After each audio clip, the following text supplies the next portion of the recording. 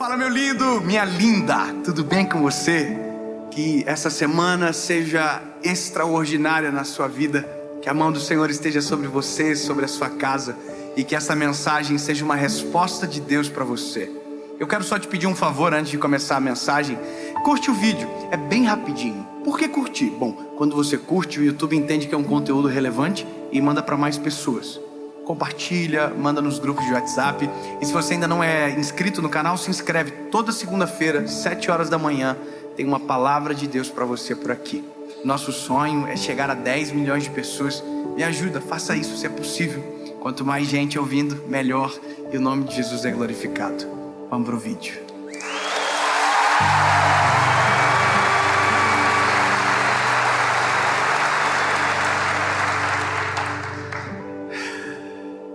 Evangelho de Jesus, conforme escreveu João, capítulo de número 11.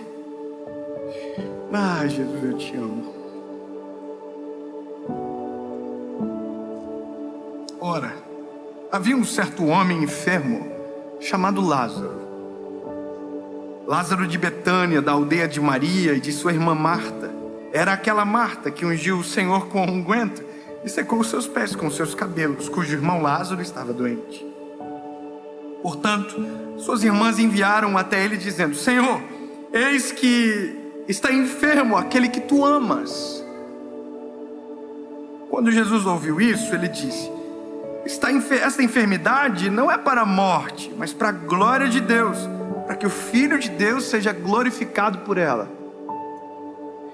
Aí um verso seguinte, eu vou pular alguns versos. O verso 17 diz: quando Jesus chegou, encontrou Lázaro já há 4 dias no sepulcro.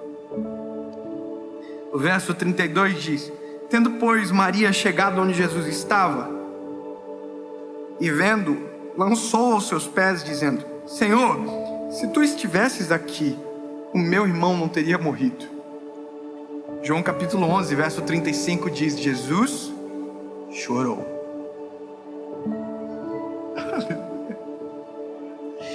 Nada é impossível. Nada é impossível, nada. Aí o verso 37 diz: e alguns deles disseram: não podia este homem que abriu os olhos do cego fazer também com que este homem não morresse? Todos eles estão só falando de uma coisa: da cura da doença. Eles não estão crendo na possibilidade de uma ressurreição. Todos eles estão dizendo, Marta está dizendo, Maria está dizendo: se o Senhor tivesse chegado antes, meu irmão não teria morrido. Ela está dizendo: você tem poder para curar a doença. O que eles não sabem é que Deus tem poder para ressuscitar. Aleluia. Sabe, os homens que estão à volta, os judeus,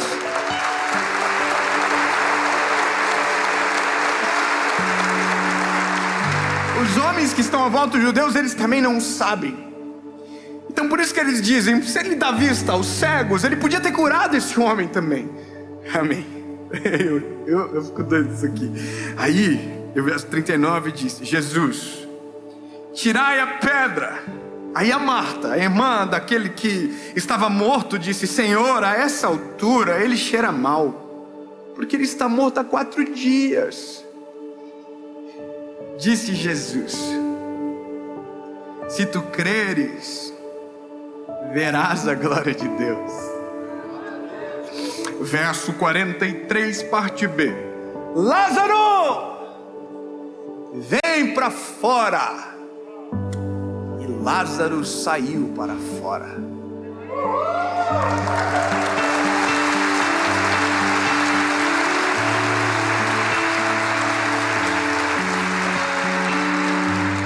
A nossa fé em Deus, ela é mensurada pelo nível das nossas experiências e porque os nossos olhos viram alguma coisa. Nós precisamos de algumas experiências táteis com Deus. A gente precisa que em algum momento algum milagre aconteça para que a gente veja o agir de Deus, né? Só que tem milagres e milagres. Tem milagres grandes, milagres pequenos.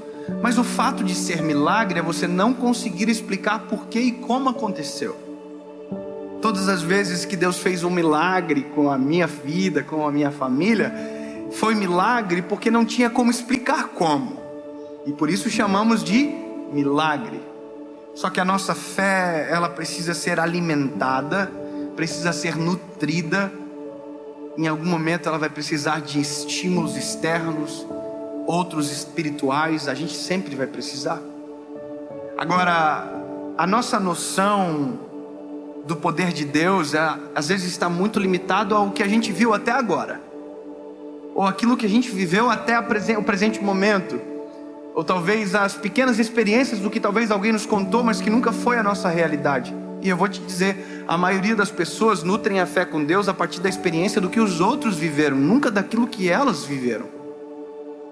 A minha oração sempre é: Jesus, que a minha geração tenha uma experiência contigo, porque uma experiência com Deus genuína, ela nos marca para sempre. Marca muito mais do que uma palavra pregada por alguém, marca muito mais do que uma história impactante de alguém. Não, muito melhor do que você ouviu que alguém Jesus curou, é melhor que Jesus cure você, entende? É melhor que você viva esse milagre. Então todas as calamidades que muitas das vezes acontecem na nossa vida e que a gente pensa que é para o fim, na verdade às vezes são para a glória de Deus, sempre é para a glória de Deus. Mas a gente não a provoca, a gente não crê, a gente não sabe de verdade, pensa que não dá, para aquilo não precisa, para aquilo é impossível.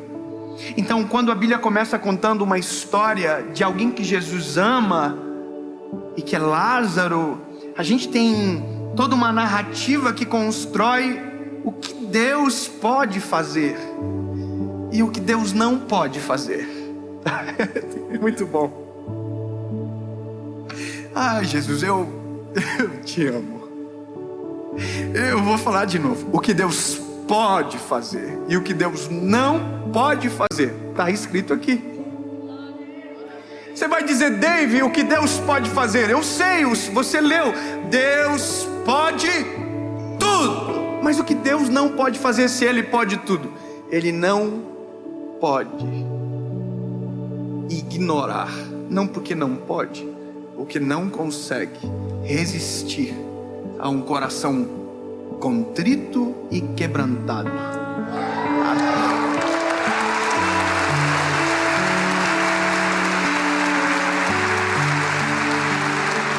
Então, não se trata na verdade do que Deus não pode, se trata daquilo que Deus não está disposto a fazer.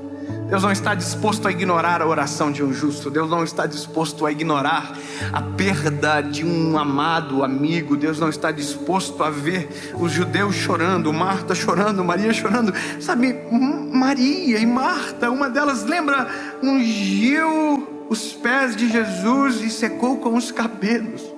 Então Jesus vê aquilo chorando, ela dele chorando, e a Bíblia diz que Jesus chorou.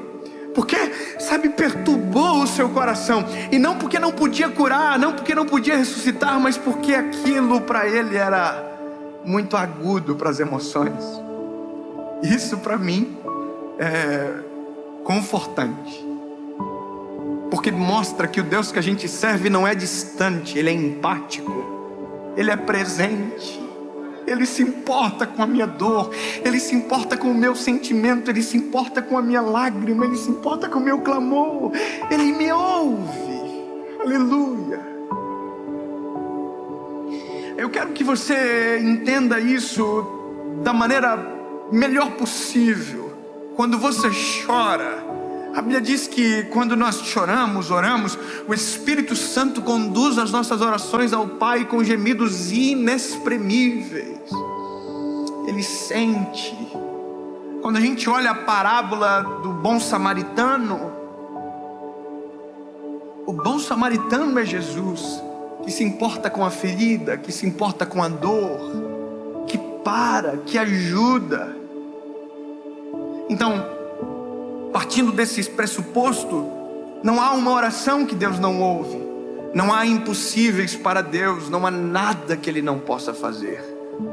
Só que essa percepção, ela precisa ser resgatada, principalmente na hora que o impossível se apresenta na nossa frente. Porque enquanto tudo está bem, enquanto tudo está dando certo, dizer que Deus é o Deus do impossível é possível. Mas quando o impossível se apresenta, parece impossível dizer que Deus é o Deus do impossível. Eu vou falar que isso é nas coisas simples, nas coisas profundas. Eu conheço Deus do impossível de verdade. Quando eu comecei a ler, o meu espírito resgatou uma memória longa e antiga minha. Aliás, essa semana é uma semana que eu fico muito sensível à voz do Espírito Santo, porque preciso muito também para a série. E algumas orações foram me recordadas enquanto eu orava. Engraçado isso. Deus me fez lembrar de uma oração quando eu era dos jovens da minha igreja. Eu me lembrei, sabe quando você é transportado para um lugar e você consegue vislumbrar tudo, como foi, como aconteceu, e parece que você está vivendo aquilo de novo? Eu estava dentro da igreja e as crianças começaram a cantar aquela canção que diz: grande, tão grande, alto, tão alto, fundo, profundo, é maior que o mundo. Lembra? Essa música não, só eu que lembro. É uma música que fala do amor de Deus, que é grande, mas cabe no nosso coração. E as crianças estavam cantando essa canção, e as crianças estavam cantando, fazendo coreografia, e eu no banco senti uma presença de Deus tão grande, que eu parecia uma criancinha pequena na igreja. Eu chorava, falava em línguas, glorificava o Senhor. E no final daquilo, eu olhei para as crianças e eu disse: Jesus, que um dia os meus olhos possam ver os meus filhos te adorando.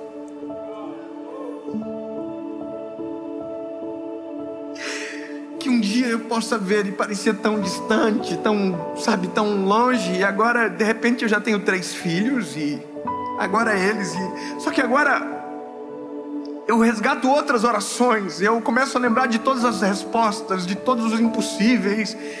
E agora, esses dias atrás, eu acho que até contei uma das mensagens no YouTube, mas eu tive uma experiência com meu filho, com o João, muito profunda com ele, sobre impossíveis.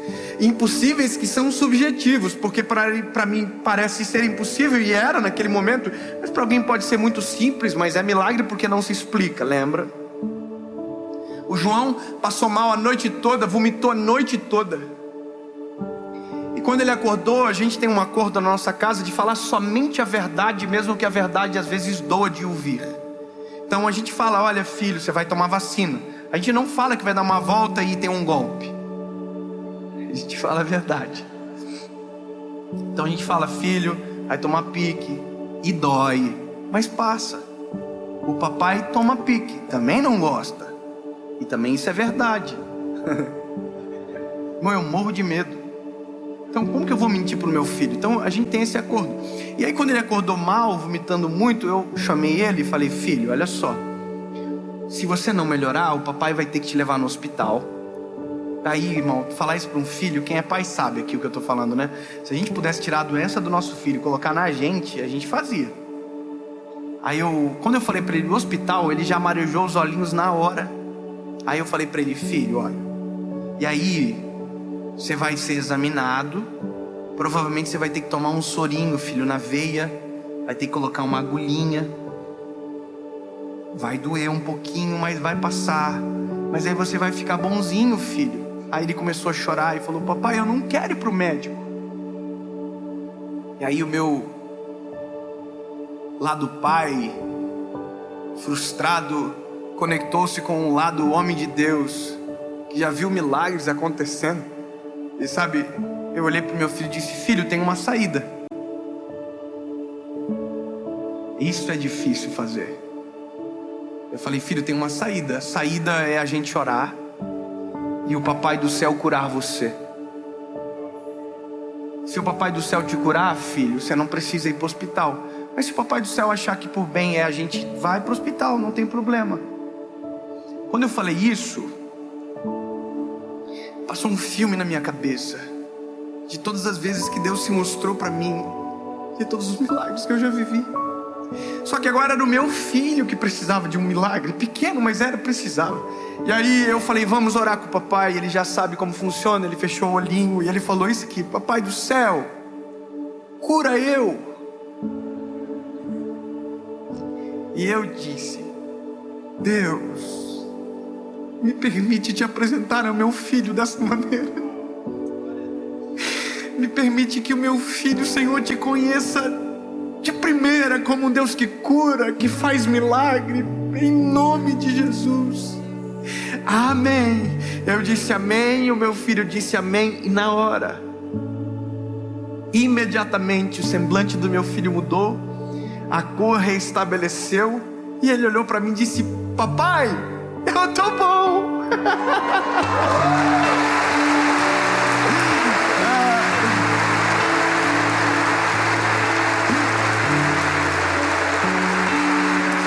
Aí eu falei: filho, você tá bom? Tô. Eu falei: amor, traz comida para ele, que ele estava comendo, vomitando tudo. Minha esposa picou a bananinha, trouxe para ele, e ele comeu a banana e olhando para mim: eu tô bom, papai. E aquela consciência dominou ele. Jesus me curou. E ele passou a semana falando: papai do céu me curou, papai do céu me curou. Eu perguntava: o que aconteceu, filho? Fala pro amigo do pai. Papai do céu curou eu. Sabe, papai do céu curou eu, até o dia que o Noah ficou doente.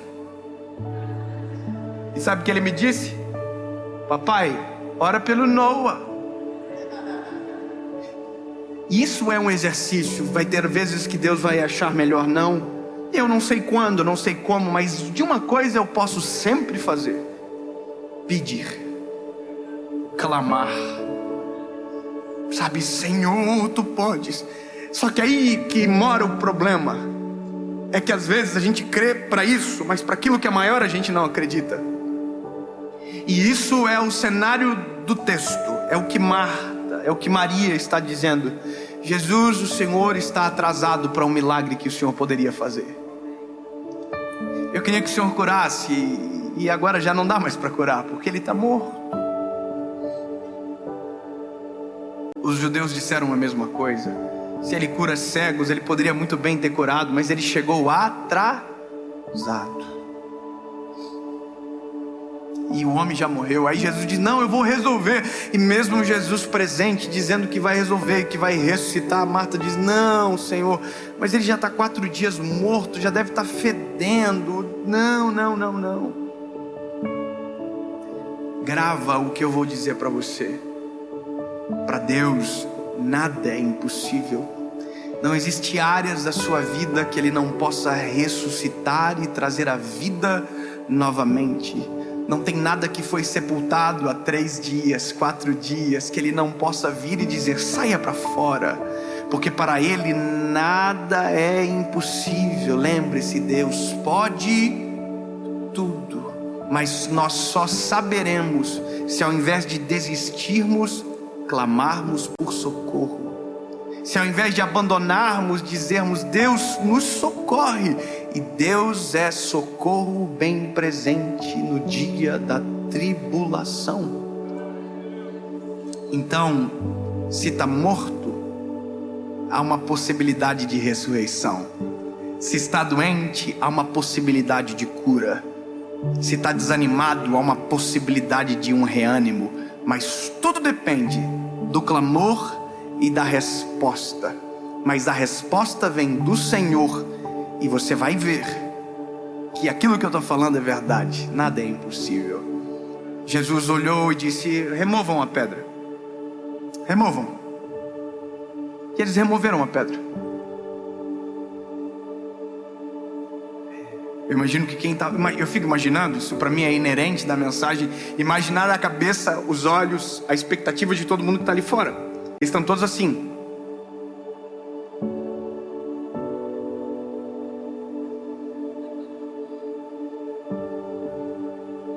E aí, vai ressuscitar, será? Será que essa pedra é pesada?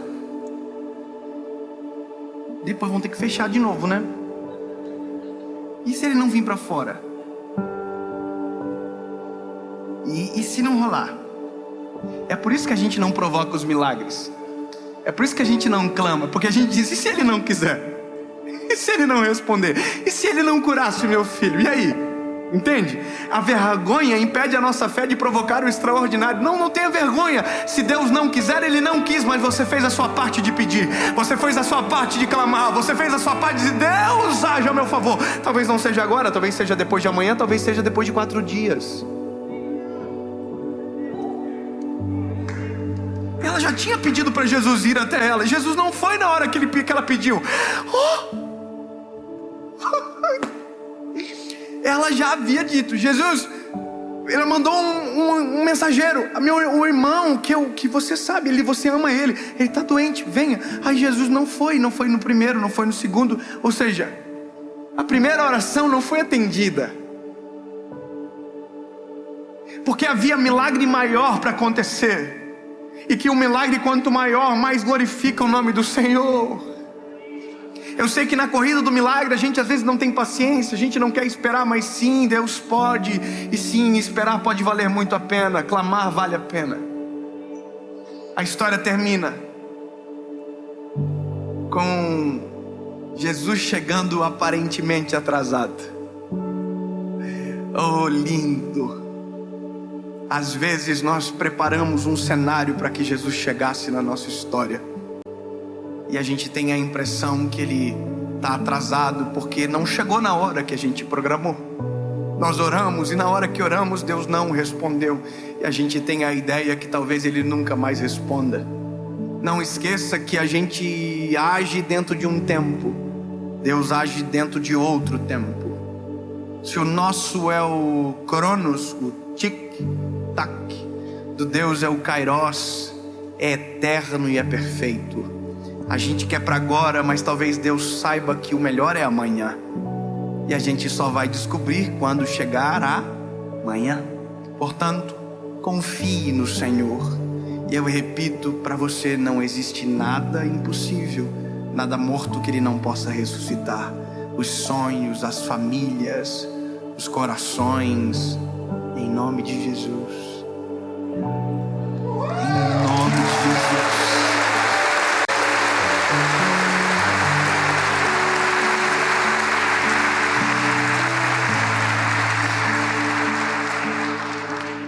Lázaro saiu para fora. A Bíblia diz que ele estava atado, pés e mãos. Aí Jesus diz: desatem-o, tirem as ataduras.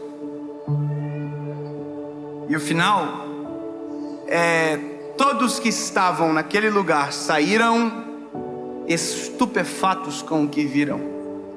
E aí aconteceu um fenômeno: alguns creram nele para a salvação. Alguns creram, mas outros não creram, mesmo vendo o milagre acontecer, foram denunciar Jesus. Lembra da crítica? Lembra? Lindo. Mesmo do bom sempre vai ter alguém que vai tentar encontrar um defeito.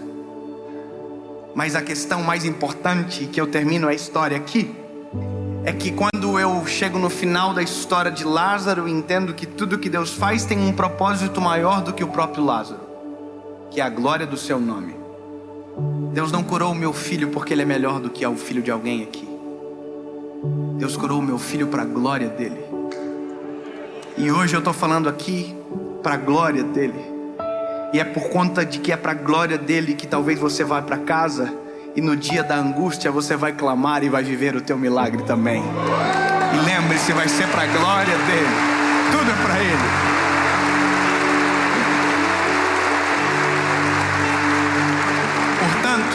Ao invés de desistir do milagre, vamos orar pelo milagre. Deus, em nome de Jesus. Ai, lindo, é por isso que te amamos.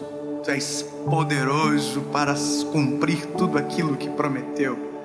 Tu és bom, justo e misericordioso. E agora eu clamo pelas famílias, clamo pelos teus filhos que ouvem essa mensagem e que precisam de um milagre urgente. Faz o milagre. Traz a cura, ressuscita aquilo que morreu. Cumpre o teu querer, Jesus, para a glória do teu nome. E que em alguns dias testemunhos cheguem desta palavra, pessoas curadas, transformadas e libertas. É nisso que eu creio, em nome de Jesus, amém.